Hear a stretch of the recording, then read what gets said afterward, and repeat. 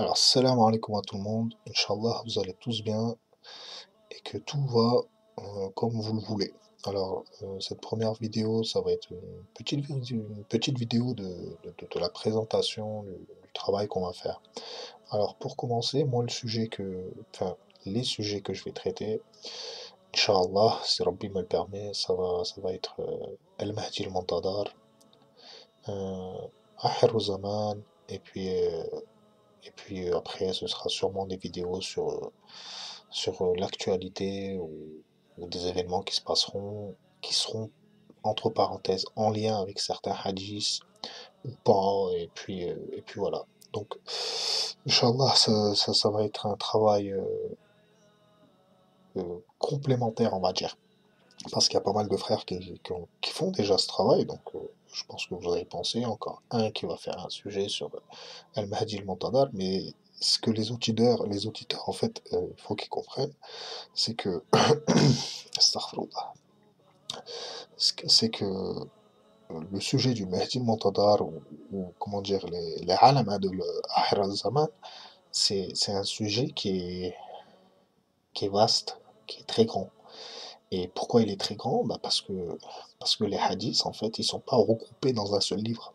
C'est pas comme un Kitab al-Qur'an. C'est pas comme ça.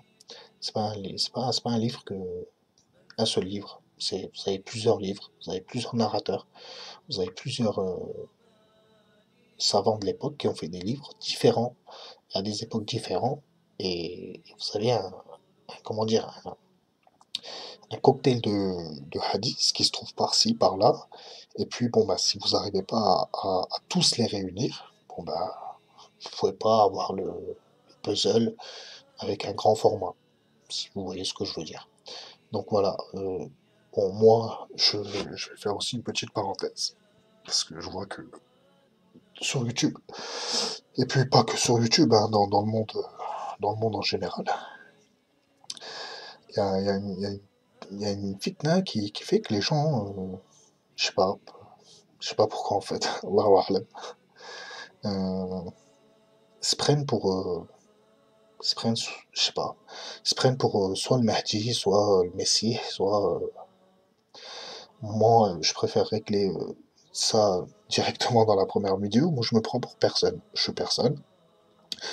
Je suis un simple être humain. J'espère, Inch'Allah, dans la volonté de Rabbi subhanahu wa ta'ala, faire partie des Ansar, Inch'Allah, des compagnons du Mahdi, Inch'Allah. Après, je suis vraiment personne. Je me prends vraiment pour personne. C'est simplement que, voilà, il y a des frères qui ont fait des vidéos. euh, bon, apparemment, ils ont eu accès à des hadiths, et puis pas d'autres, et ils n'ont pas eu accès à d'autres hadiths, pardonnez-moi. C'est pas que je leur jette une pierre, hein. Ils ont fait un travail, subhanallah, merveilleux. Je les remercie tous, parce que euh, moi, ça va faire longtemps, hein. Ça va faire à peu près depuis 2010 que je suis les événements. Euh, bon, je les suivais dans mon petit coin, hein, dans mon petit coin, et puis moi j'en parlais simplement dans mon quartier, à des frères, et puis ceci, cela. Bon, des fois c'est écouté, des fois c'est pas écouté. Ça, ça c'est chacun son choix, excusez-moi. Mais après, voilà, moi les frères qui ont fait des vidéos jusqu'à aujourd'hui, comme, euh, comme Hamza, donc Tony, hein, donc je lui passe le salam aussi, comme à bout de souffle. Bon, il y en avait plein d'autres aussi avant, hein, que je suivais, c'est-à-dire comme Ménade dans les débuts. Après, il y avait Khalid ibn Khalida, je les remercie tous. Ils ont vraiment fait un travail magnifique. Bon, avec des manquements, certes, on peut être d'accord, on peut pas être d'accord sur certains points de vue, mais ils ont fait un travail. Ce que certains n'ont pas fait. Comme certains alims n'ont rien fait, et puis eux, par contre, eux, je leur jette la pierre, sans, euh, sans hésiter.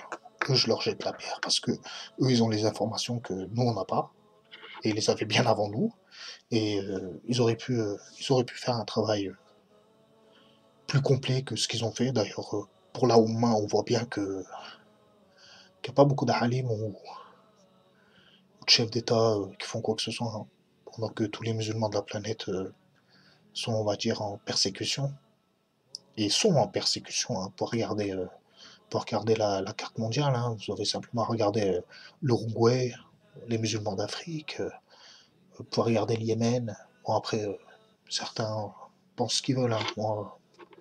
Moi, je suis ce que je suis, et puis c'est tout. Je vais mettre aussi une petite parenthèse sur je vois déjà certains commentaires qui vont arriver où je ne suis ni chiite, ni sunnite, ça m'intéresse pas. C'est pas mon problème. Moi, ça c'est une fitna que à l'époque les gens ils ont mis dans la communauté musulmane. Et puis bon, bah, s'il y a certains à qui ça fait plaisir de lancer des balles sur leurs frères chiites, c'est pas mon problème. Si après, il y en a à qui ça leur fait plaisir de lancer des balles sur leurs frères sunnites, c'est pas mon problème non plus. Moi, je fais pas partie de ça. Ça m'intéresse pas. Je suis loin de ça. Parce que j'ai passé assez de temps à étudier ça. Et j'ai remarqué qu'en fait, il y a rien qui tient debout. C'est un château de cartes. Vous enlevez une carte et il y a tout qui tombe. Le problème, c'est qu'il y en a aucun qui veut l'enlever, cette carte. Euh, Allah subhanahu wa ta'ala, il dit quoi? On a fait de vous une seule communauté. Donc, moi, qu'il soit chiite, qu'il soit sunnite, moi, ça m'intéresse pas. Et puis ceux qui vont me haïr parce que je dis ça, bon, bah, c'est bien, hein. Si après, être chiite, euh, c'est aimer la famille du prophète, sallallahu alayhi wa sallam, je suis plus chiite que Khomeini. Et si après, euh, et puis si les sunnites, ils doivent me haïr pour ça, bon, y a pas de problème. Qu'ils me haïssent, franchement, ça me touche pas. Euh, et après, si être sunnite, bah, c'est aimer les compagnons, le travail qu'ils ont fait, et puis suivre les enseignements du prophète sallallahu alayhi wa sallam, au mieux, hein, je dis bien au mieux, hein, parce qu'il y a beaucoup de sunnas qui ont été oubliés chez les sunnites, et puis bon, bah, si vous recherchez un peu, vous allez les retrouver chez les chiites, puis vous allez voir que, bon, après, il y a de la bid'a, hein, il y a de la bid'a dans les deux, hein, que ce soit chez les sunnites ou chez les chiites, il y a de la bid'a. Le problème, c'est que quand on dit la vérité aux gens, bon, bah, il y en a très peu qui l'acceptent. Donc voilà, ça c'était une petite parenthèse sur un peu ma personnalité. Donc voilà, j'espère que je vais pas en offenser. Je suis pas là pour offenser qui que ce soit. Inch'Allah, j'offenserai personne. Je suis là simplement pour, voilà, je vous ai dit, une petite pièce manquante dans le puzzle, et puis Inch'Allah, comment dire, ça ouvrira peut-être que ça ouvrira des portes à des frères qui font le travail. C'est-à-dire, moi, j'ai rien à y gagner. Peut-être que voilà, simplement, Rabbi me pardonnera, peut-être une partie de mes péchés par rapport aux vidéos que je ferai, Inch'Allah. Voilà. Donc, salam alaikum à tout le monde, et puis on va se mettre au travail directement sur la prochaine vidéo.